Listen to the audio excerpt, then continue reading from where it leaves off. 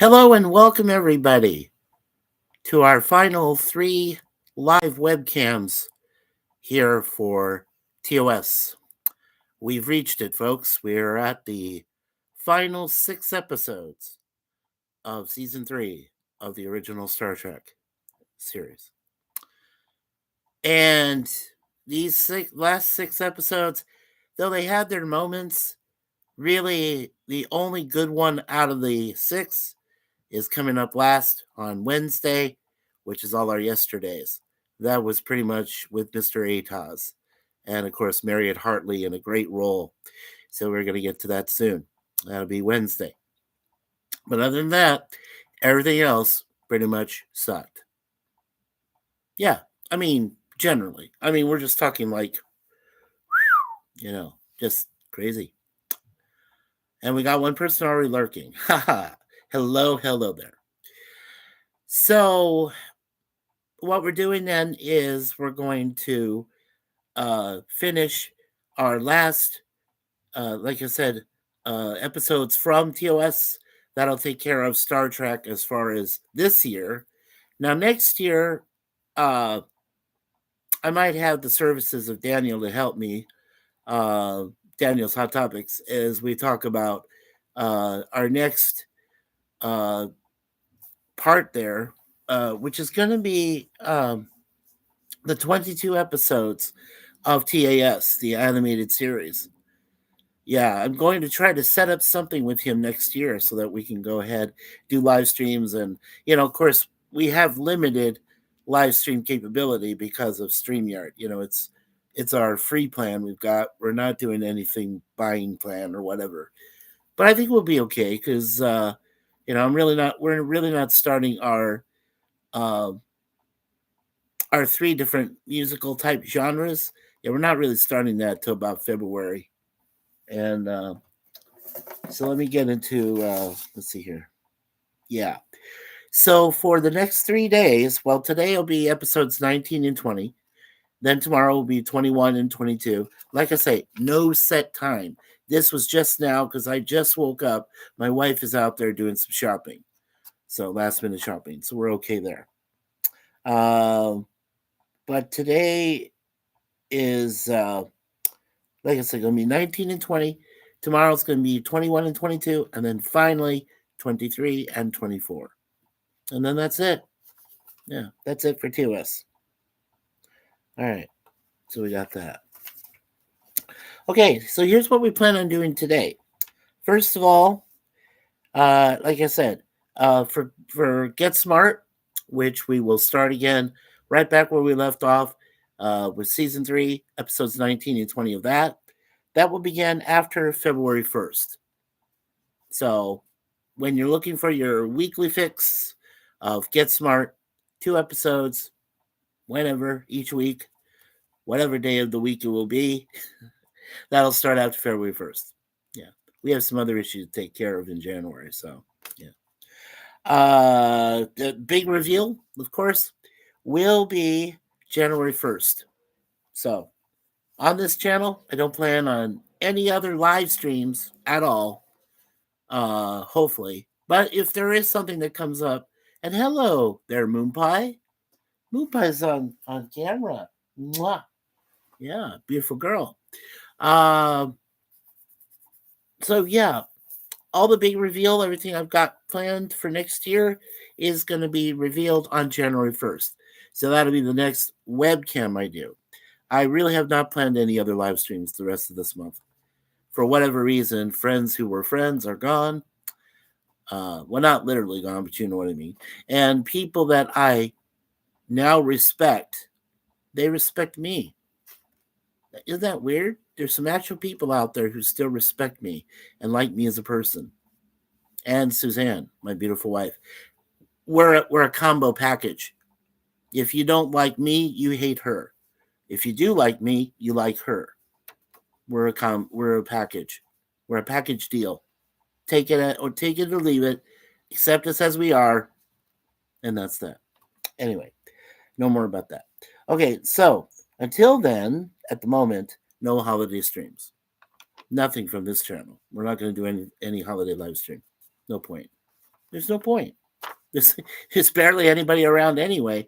But what I do plan on doing, I didn't write this down, but I think this is a given. Uh, I do plan on doing some future live streams, hopefully, with James Landscape, LLC #1 Commodore Productions. He is now in the persona of Boone Claus, and he does have his first show planned tonight at 7 p.m. Eastern. Hello there, Jim. We were just talking about you. Boy, your ears must have been ringing or singeing or something. I don't know. Anyway, hello there, sir. Welcome, welcome. Yes. So Commodore Boone is going to be doing the Boone Claus thing again. That's a lot of fun. It really is. Yep. Very cool, man. Yeah. So we're gonna see you tonight at 7 p.m. Eastern. Yeah, that should be fun. We'll have the game there. People talking. It's gonna be good. Maybe there might be a giveaway or two. Who knows? I got stuff to give away. Who knows? We'll see. We'll see what happens with that. That should be fun. Alrighty. So, thank you for being here, Jim. Absolutely. First in the box today. Thank you. Okay. So, let's get to our next two episodes here. And let's see. All right. So, season 3, episode 19 is called Requiem for Methuselah. Yeah. And of course, this is where they meet a man known simply as the Immortal. I just call him the Immortal. I don't give a care. But anyway, he has been there for some of Earth's greatest moments. And of course, now he lives on a planet with a robotic partner. And he wants to see, Kirk make out with this robotic partner. So he's got one more robot thing that Kirk has to break its robotic heart or whatever. Yeah. A very protective robot servant. Yes, so. All right, so this got a 7.3 out of 10, which is now that's basically a C plus. I'll go even further. I think Requiem was pretty done well, decently. So I give it about a B minus. I have to say that's probably a pretty good estimate. And of course, over 3,600 people rated it that way as a high C plus. And the air date of this was Friday, February 14th, 1969. How cute! So this was a Valentine's Day premiere of a Star Trek episode. That is cute. I didn't even know that. That's the first time. That's pretty sweet. That's good to see you, Jim. All right, so let's go ahead and take a look at Requiem for Methuselah. All right. I like saying that. Okay, so the plot is on the planet, looking for an urgent medicinal cure, Kirk, Spock, and McCoy come across the dignified recluse living privately, but in splendor with his sheltered ward and a very protective robot servant. The director was Murray Golden. The writers were Jerome Bixby and Arthur H. Singer. And, like I said, it got 7.3 out of 10, over 3,600 people. And a good episode, pretty much. Shatner, Nimoy, and Kelly, of course, there. We are going to look at James Daly, who plays Flint, the Immortal. And then we have Luis Sorel, who plays Reyna, who we find out is a robot ward. Yeah. Wow. Okay, so yeah, we're going to look at those two for today. All right. So let's get to the trivia. Now remember, one last reminder. Remember, I only do the first few things of trivia, just the most important bits, okay? I don't do the goofs anymore. I stopped doing that because I figured, what's the point? TOS is, next year is going to reach its 60th anniversary. Yeah, it started in 1966 on a nice September night when I think it was just before I was going to turn 1. So, yeah. So that is going to be 60 years of Star Trek starting next year. Yeah, that's going to be great. Yeah, So I figured, goofs, you people know where the mistakes were. And back in 2007 or ish, where they decided to go CGI and adding some CGI, remastering the episodes didn't do well for some of them, did well for others. It's kind of weird that how that worked out. But anyway, so first trivia on the box here: the Johann Brahms, I hope I pronounced that right, Johannes Brahms paraphrase that Spock plays was written especially for this episode by Ivan Ditmars. Oh, very cool. All right. One of many Star Trek productions resembling William Shakespeare's The Tempest and or Irving Bloch's Forbidden Planet, 1956. The undercarriage of Flint's robot M4 is a reused portion from the upper carriage of Nomad from The Changeling, 1967. Right. Flint's view screen appears to be a fairly close predictor of the modern flat panel TV that would become a commonplace household device decades later, except it was in 4:3 rather than widescreen format. Mr. Flint invites Kirk, Spock, and Bones to his palace, which is the same as seen from afar in The Cage from 1966, an Eastern palace with blue details, golden rooftops, a giant moon or other planet in the background left, and a smaller, Saturn-like planet left of that.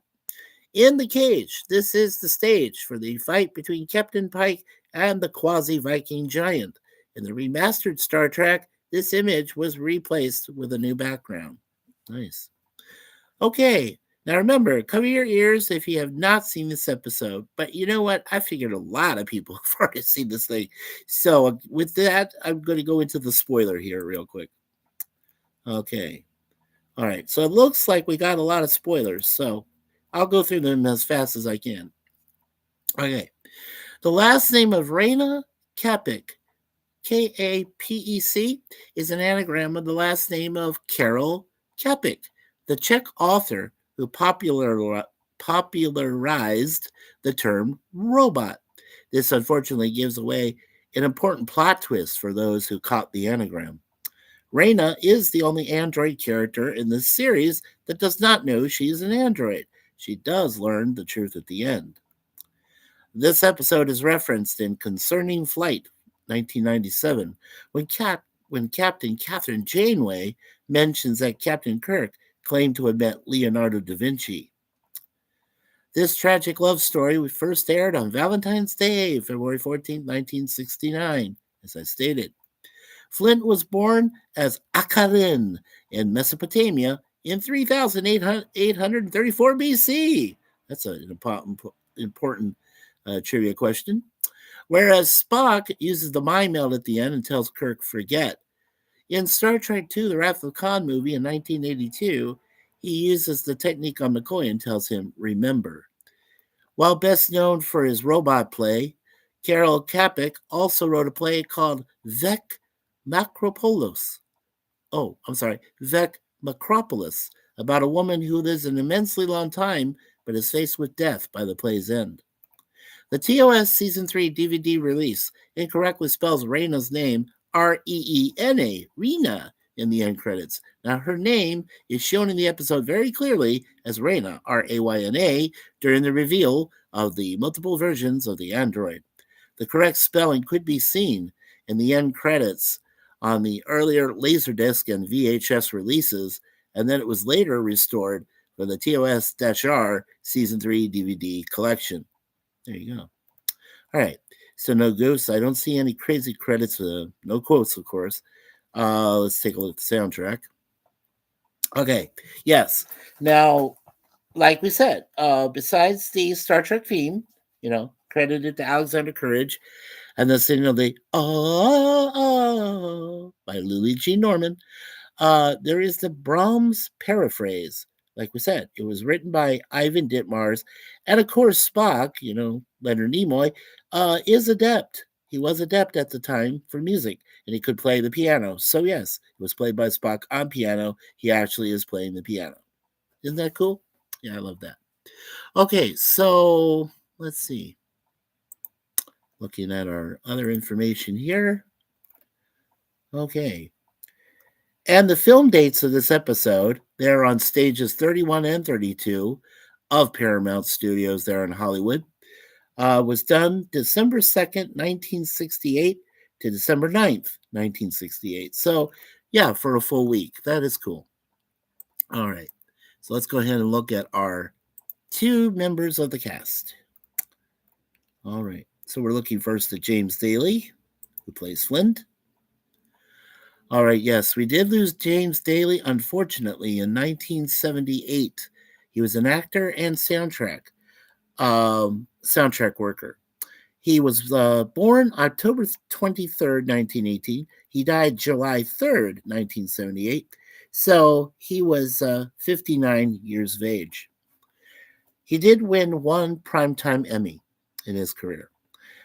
Distinguished character player James Furman, Firman, he was his middle name, Daly, first appeared on stage in his hometown of Wisconsin Rapids in 1928. So at the age of 10. Nice. He was set on acting from an early age and was strongly encouraged by his parents. His father was in the fuel business, and his mother at one time a CIA employee. Dun dun dun. Sounds like my brother and his wife. It does. My brother Phil is a teacher, but his wife Janet works for the government. Dun dun dun. Sorry, had to throw that in again. Anyway, upon leaving school, Daly studied dramatic arts at various Midwestern colleges, eventually graduating from Grinnell in Iowa. His acting career was then put on hold as a result of the war, and he did serve in all three of the service branches. So thank you, Mr. James Daly, for your patriotic military service. Okay. All right. So James Daly was under ape makeup for Planet of the Apes as Onarius. Yeah, 1968. Back in 1957, he was in The Young Stranger as Tom Ditmar. In 1969, he came back in The Big Bounce as Ray Ritchie. And in 1965, he was in the TV movie Eagle in a Cage. And in that, he played Dr. O'Meara. And according to IMDb background information, in Roots, the Next Generation's TV miniseries as RSM Boyce in 1979 in a posthumous role. And in that one episode, season 1, episode 13, which covered the years of 1914 to 1918, or hence World War I, he was in part 3 of that back in 79 for a brief time. Nice. All right. And then before he died officially, he was in a TV movie called The Storyteller in 1977, where he played Arthur Houston. That is nice. So, James Daly, again, thank you so much for your service, and we appreciate you very much for being there for us in Hollywood. A great actor who was cut short. His life was cut short too early. Okay, let's go to Louise Sorel. And Louise Sorel is still alive, everybody. As an actress, she's a flashy. Hold on. Her birth name was Louise Jacqueline Cohen. Nice. Okay. Thank you. All right. So, a flashy, aggressive, cold, and calculating villainous and eternally hopeless meddler on a number of daytime soap operas, Louise Sorel has given her opulent, show-stopping characters major doses of humor and grit that have allowed her to become one of daytime's more popular figures for over 6 decades. She was born August 6th, 1940. So she is proudly 85 years of age. Wow. Louise Sorel. All right. So other than playing Reyna for this one episode here in Star Trek, she did appear as a nurse in Airplane 2, the sequel, in 1982. All right. And in Days of Our Lives, the soap opera TV series, she has been on 1,068 episodes from 1992 to this year. Yeah, they just recently retired Days of Our Lives, I think. I'm not sure about that. But anyway. And then Santa Barbara in the TV series for that, she was Augusta Lockridge for 497 episodes from 1984 to 1991. So that's kind of cool. Yeah. All right. So, yeah. So apparently, if I'm not mistaken, I think Days of Our Lives is either over or it may still be going on. But anyway, playing Vivian Alamain Kanakis or Vivian Alamain Demira. Yeah, she's been married a few times on the soap opera. So yes, over 1,060. Well, it says 1,067 episodes, but I feel it's 1,068 because she must have done something recent. So there you go. All right. And of course, before that, just shortly before that, 2014 to 2020, for only 8 episodes, she was in Beacon Hill, that TV series. She played Emily Tenirer. Oh, okay. I hope I pronounced that right. But anyway, Louise Sorel. So cool. 85 years young. Yeah, she's a good actress, too. Though, I think I saw her early on when she used to do Days of Our Lives. That was one of my mom's favorites in the early days. Yeah, so yeah, she's been out there for a while. Okay. Okay, so try to get back to my thing here. Back to Star Trek. There you go. So, good to know that Luis is still around. Okay.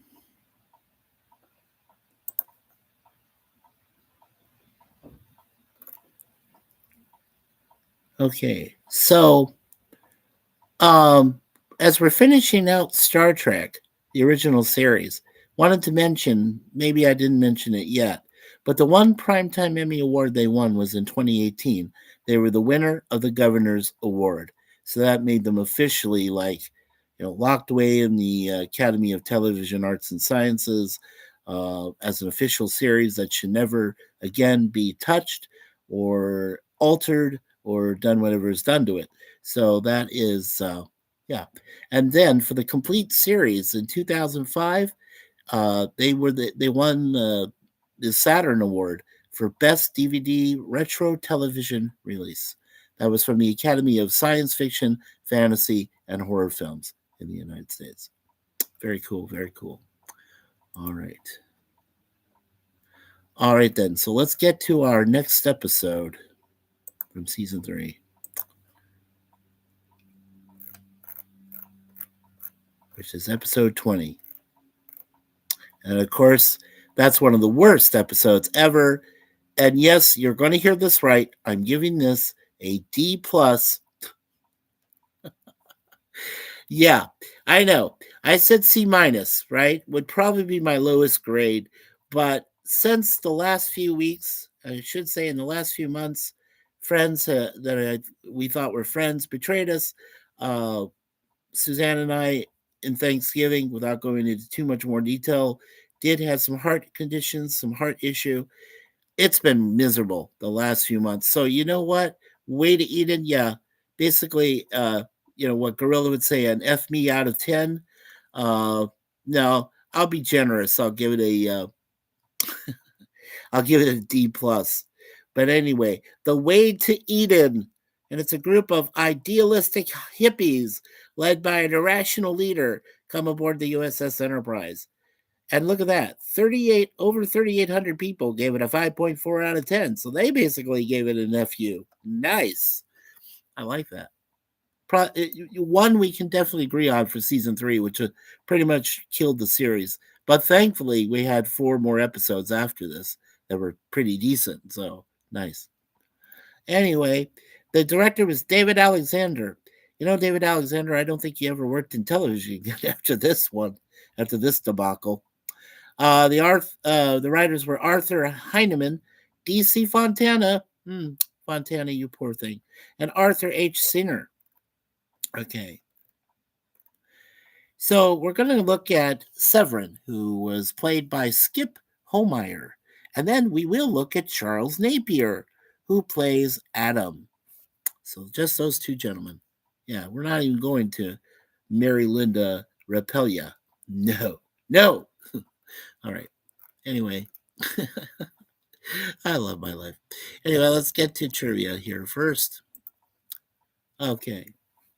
The space hippie protest, Herbert, Herbert, Herbert, is a gag, referring to both Star Trek four-time director Herb Wallerstein and longtime executive in charge of production Herbert F. Solo. Spock tells Kirk that the reference to Herbert is somewhat uncomplimentary, and that Herbert was a minor official, notorious for his rigid and limited patterns of thought. James Doohan Scotty, of course, stated that this was his least favorite episode. No shit. For the scene in which Spock plays his Vulcan harp for Adam, the last time he plays the instrument on the series, he plays the instrument. The background music for Uhura's song from Charlie X 1966 is recycled. Nice.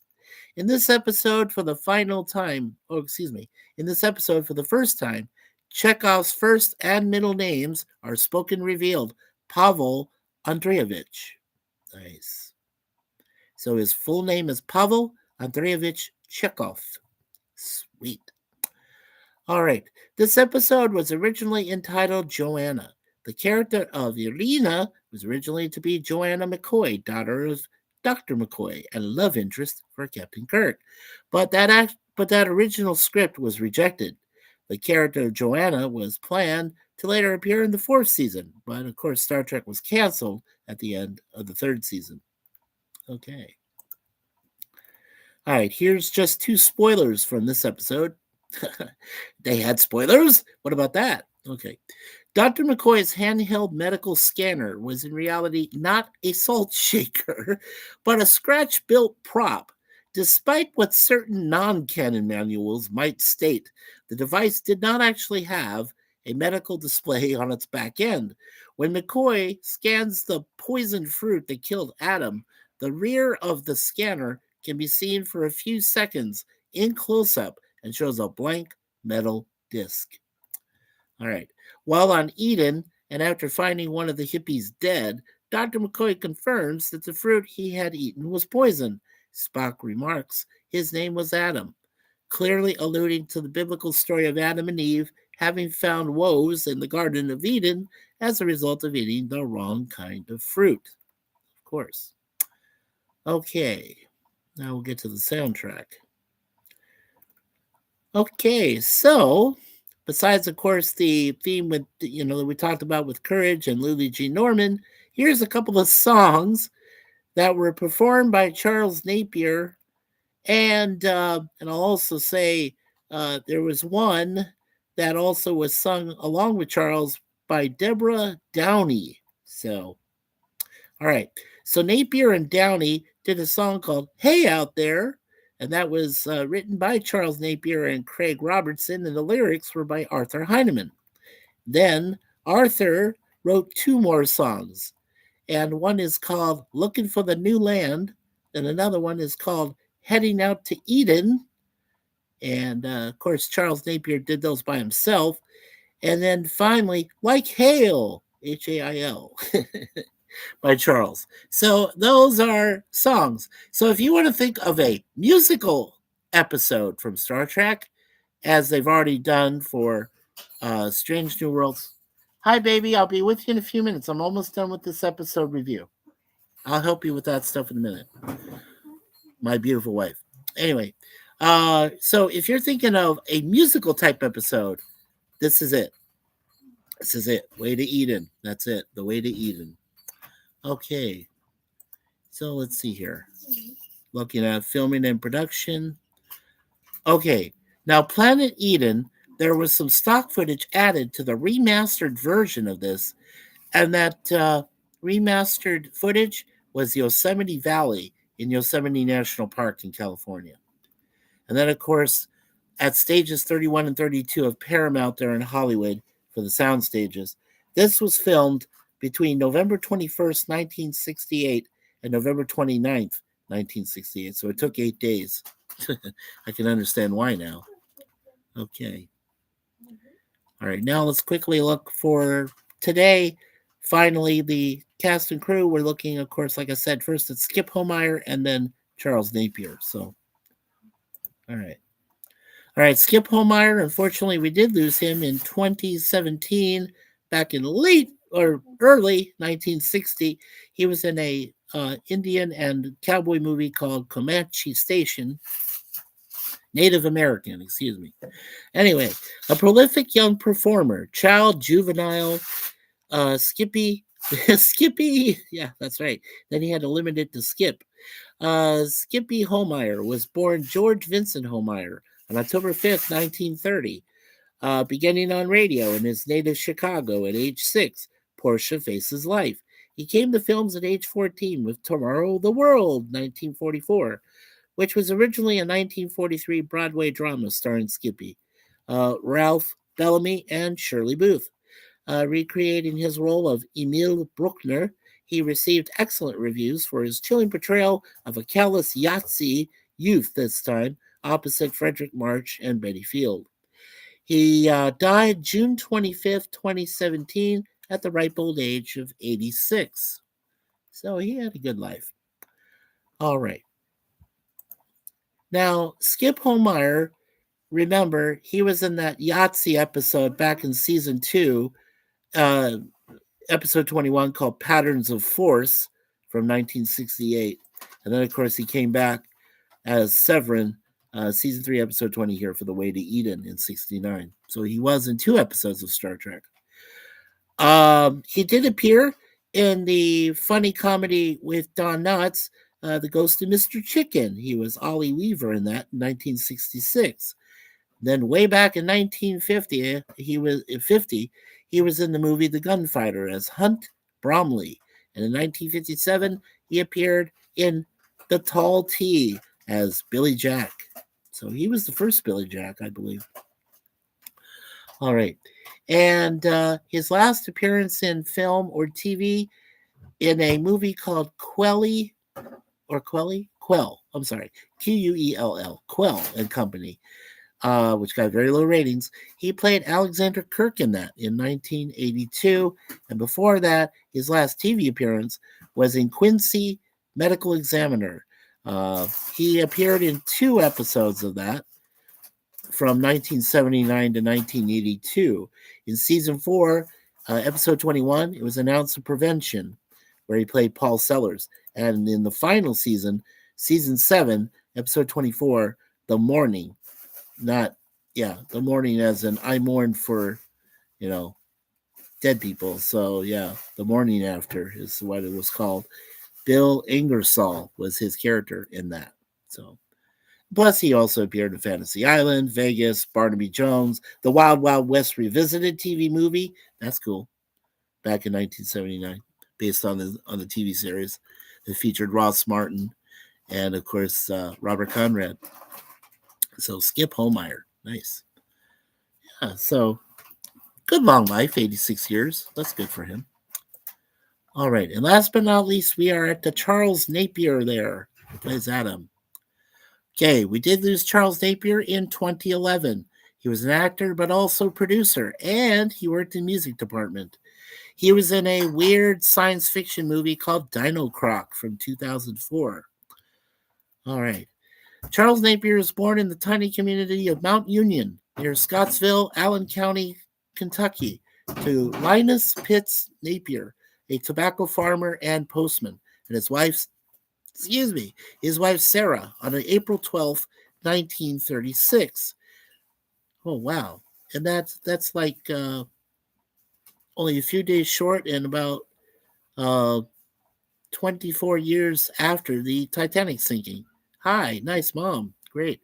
He attended public school in Scottsville, and after graduating high school, he enlisted in the Army in 1954. So thank you, Charles Napier, for your service. He rose to the rank of E5, which was a sergeant, while serving as company clerk with Company A, 511th Airborne Infantry and the 11th Airborne Division. He was a lively character actor who usually played edgy military types and menacing bad guys. He also appeared in the Blues Brothers. He was one of those uh, cowboys that said, "You'll be looking funny, Mr. Stone, without any teeth," with John Belushi. Uh, so he died October 5th, 2011, at the age of 75. Right. And he was Tucker McElroy there in 1980 in the Blues Brothers, that cowboy. In 1985, he played Murdoch in Rambo First Blood Part 2, where I love that, where Sylvester Stallone's Rambo says, "Murdoch, I'm coming for you." Yeah, good stuff. Then in 1991, The Silence of the Lambs, he was the guy who got taken out by Hannibal. Woohoo! Lieutenant Boyle.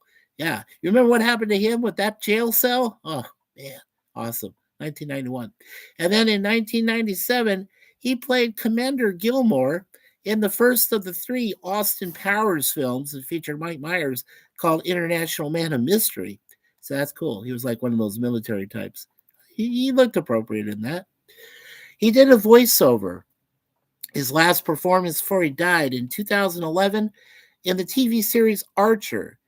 He did the voice of Dr. Speltz, and that episode is from season 2, episode 8, called Stage 2 in 2011. So that was the last thing he performed in. That's cool. Nice. All right. So that is the career of Charles Napier. Rest in peace, military man.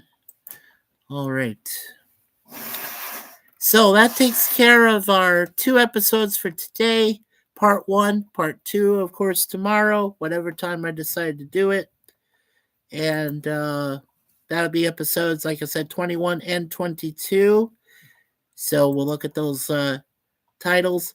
One, of course, is called The Cloud Minders.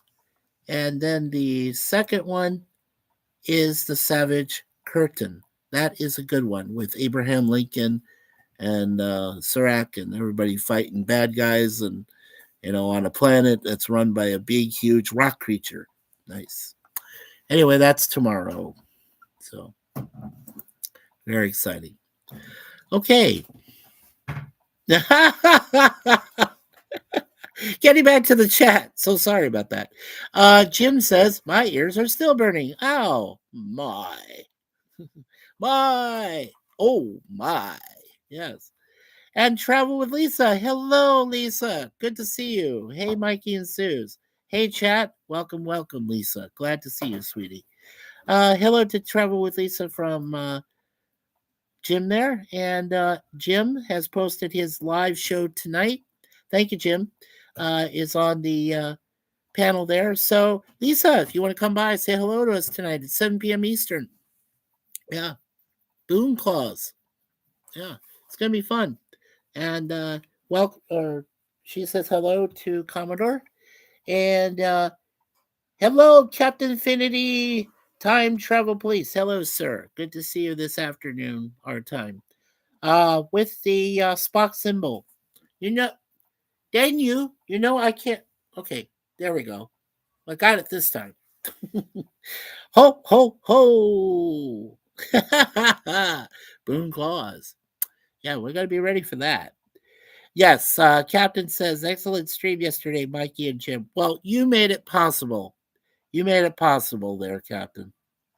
And he says hello to Captain Finity from Commodore Productions. Very, very cool. Okay.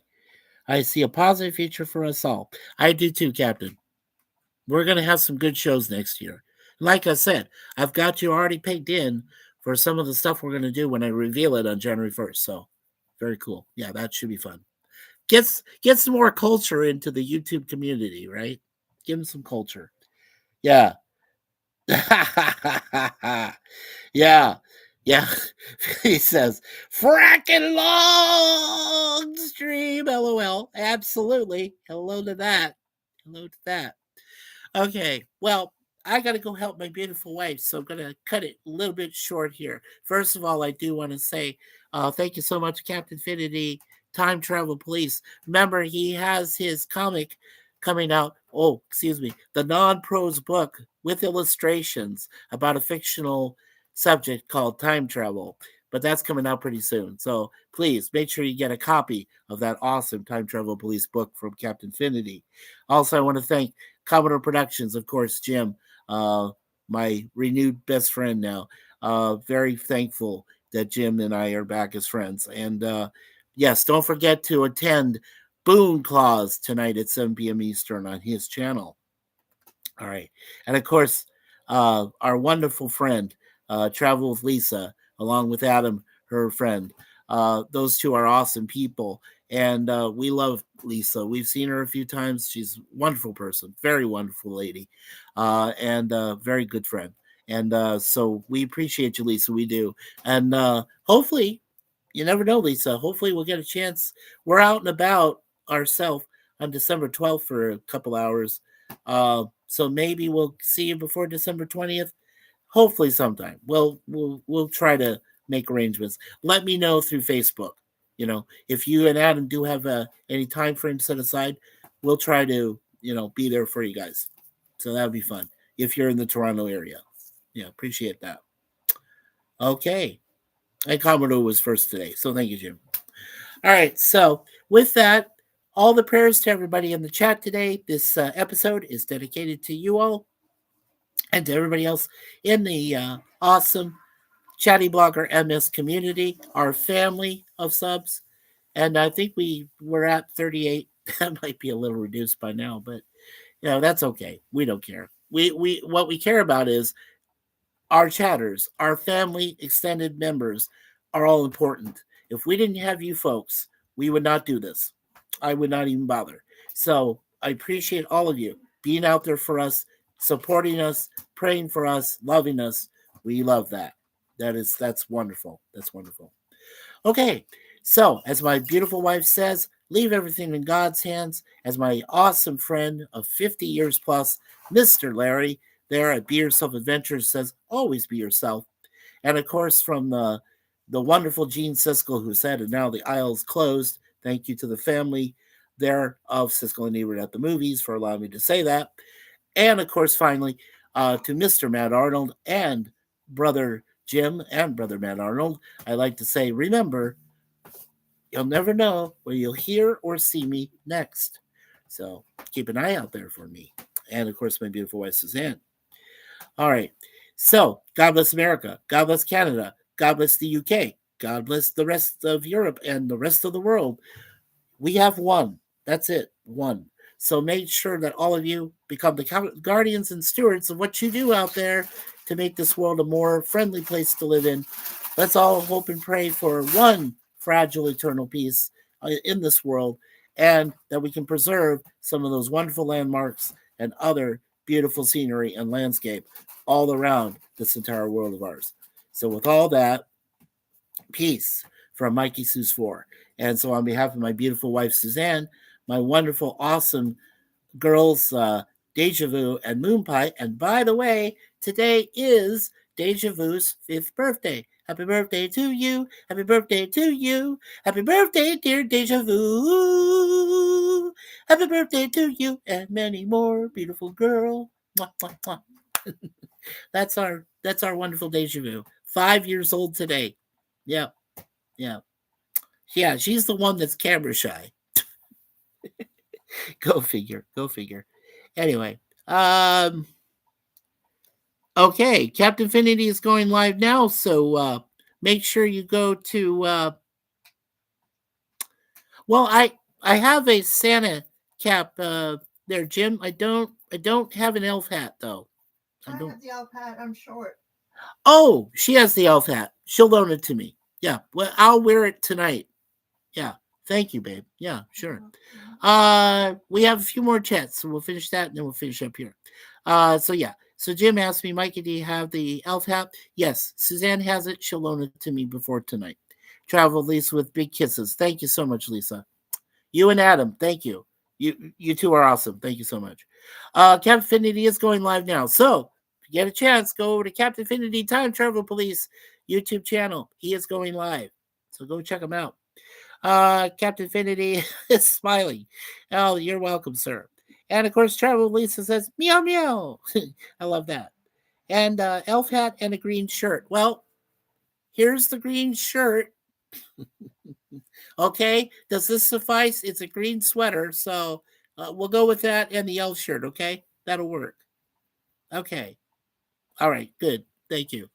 Okay, so everyone, take care of yourselves. Have happy holidays because it is December and we're only 24 days to Christmas. So be ready for Santa, Saint Nick to show up out of his quantum, ethereal space time continuum and drop off presents in your place. Or he'll drop coal, whatever is first. So, yeah. So, yes, if you're really naughty, there'll be bunches of coal inside your living room for some weird reason. Yeah. Out of nowhere. Yes. Okay. So I love everybody. So thank you so much, everyone. Here, we'll spread some love into this chat. There we go. All right. So take care, everyone. We'll see you next time. Tomorrow, remember, is part 2. We'll be covering episodes 21 and 22 of season 3. Hope everybody will be there. Yes, of course. There we go. Live long and prosper to everyone. And there's my beautiful wife. And we'll see you all next time tomorrow on ChattyBloggerMS, which means Mikey Sue's. See you then. Oh, oh, oh. Merry Christmas. Yeah. There you go. Ding, ding, ding.